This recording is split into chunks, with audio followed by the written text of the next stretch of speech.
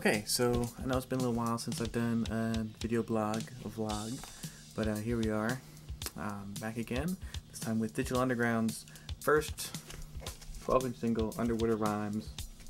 I'll give you guys a proper close-up, of course. This is what they put out before they signed to Tommy Boy Records when they were on Macola Records. Really nice picture cover, give it a B-side there. So as you know, the Underwater Rhymes remix appears on their first album, Sex Packets. Most people probably hadn't heard of Digital Underground until they came out with Do What You Like, or even more people actually probably first heard of them. Wow, when Humpty Dance came out. But yeah, they originally came out in 1988 on Macola Records, with the original mix of Underwater Rhymes. The remix was right here. Sex Packets, ooh, nice fold out.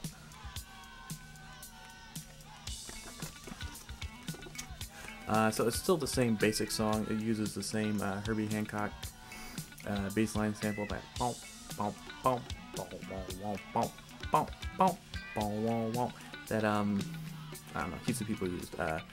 Busy Bee used it on Kiss My Ass. A lot of people use it. So it's the same basic bass line, it's the same lyrics. A lot of stuff redone on the remix. They had the computer voice woman. They had new scratching. Money B's added. He's not on the original version. MC Blowfish, of course, is still there. You can't have Underwater Rhymes without MC Blowfish. So I'm going to be a bit lazy. Instead of setting up to the record player, because it's kind of annoying to get my camera over there, I'm just going to take audio samples off the cassette version here. I've got Street Cuts, which is one of those compilations that Macola put out of various old school records. Actually, wow, this is Street Cuts, right? Features Underwater Rhymes. Then they put it on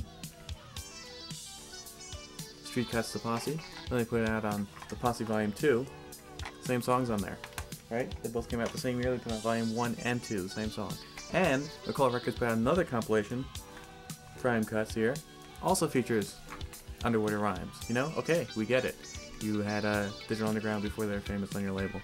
I don't understand, though, why all three volumes feature Underwater Rhymes, and yet none of them feature the B-side, which is also pretty cool. He likes the cartoon. It's a pretty cool song too. It's a kind of a mellow beat. I'm gonna let you hear it, so I won't bother describing it. But yeah, it's a good song, and it's an exclusive song. You know, I mean, this mix is an exclusive mix, but that's an entirely exclusive song to this 12-inch. So it's a really hot, nice, very cool picture cover, vinyl exclusives. Definitely something you'll want to get as a Digital Underground fan. Macola Records, one of the best labels out there. Huge West Coast label that put out just about everything in the late 80s. So yeah, the lineup for Digital Underground was a little bit different back then. It was Shock G, of course, but it was almost exclusively Shock G. Money B is on the remix, but he's not on this version. He's not on this 12-inch at all. As far as I know, he wasn't in the crew at all. It was Shock G. He did the production, the instrumental work, obviously the vocals. MC Blowfish is also him. There's a DJ C, though, who's credited to doing some of the scratching, and it says a guest appearance by Shopmaster J, who did some percussion. But essentially, it was pretty much, I think, almost a one-man outfit, Digital Underground, when it first started. So yeah, this was their only independent 12-inch. After that, they signed to Tommy Boy Records. Put out 4 albums, as you know, had a whole bunch of group members come in and come out. Put out a little bit more independent music after Tommy Boy. 2 pretty cool albums, actually, worth checking for. Some nice guest spots too. People like Big Pun, Biz Markie. You know, Digital Underground kind of goes up and down, but they always had something worth checking for.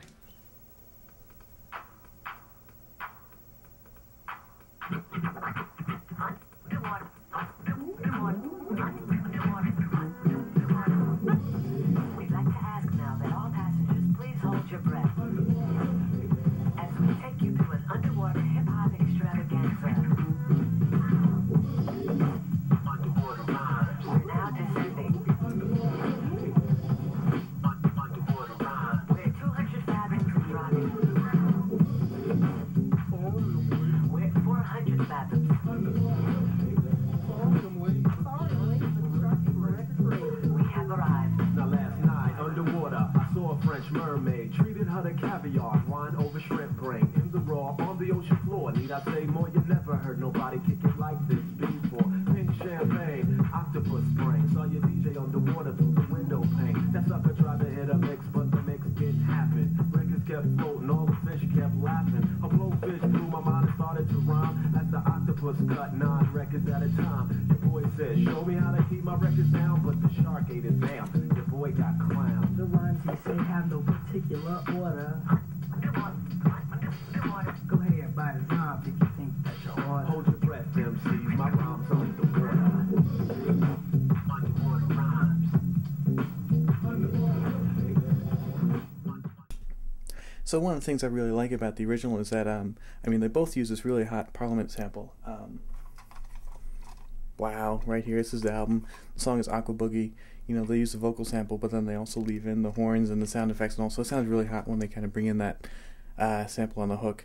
But the original, bear with me here, also features really hot Paul Revere sample on the hook, which they dropped for the remix. I don't know, maybe they couldn't clear the sample. Maybe Def Jam wanted a lot of money. It's a shame. It sounds really cool. You know, in some ways, the remix is maybe a little bit better. They got the computer voice woman at the intro, and I don't know. They switch the one voice with Money B voice. I don't know if that's an improvement or not. I guess it's cool if you're a big Money B fan. Frankly, I prefer the original. But definitely, Paul Revere on the hook. Much better.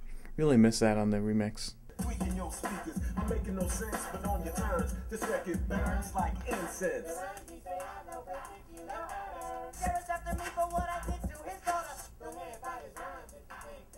Hold your breath, MCs, my rhymes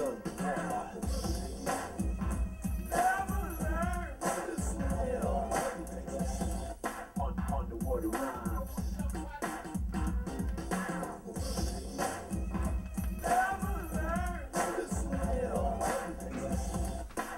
Underwater rhymes.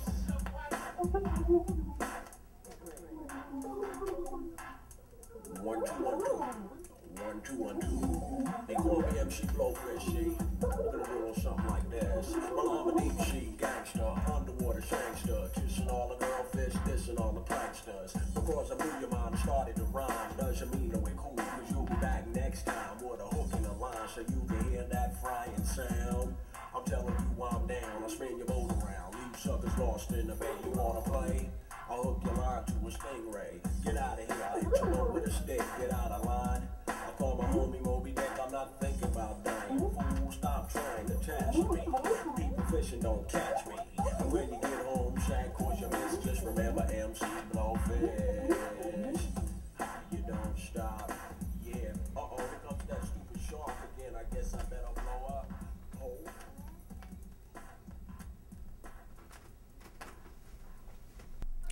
So yeah, I don't really know why they left off Lisa Cartoon off the album.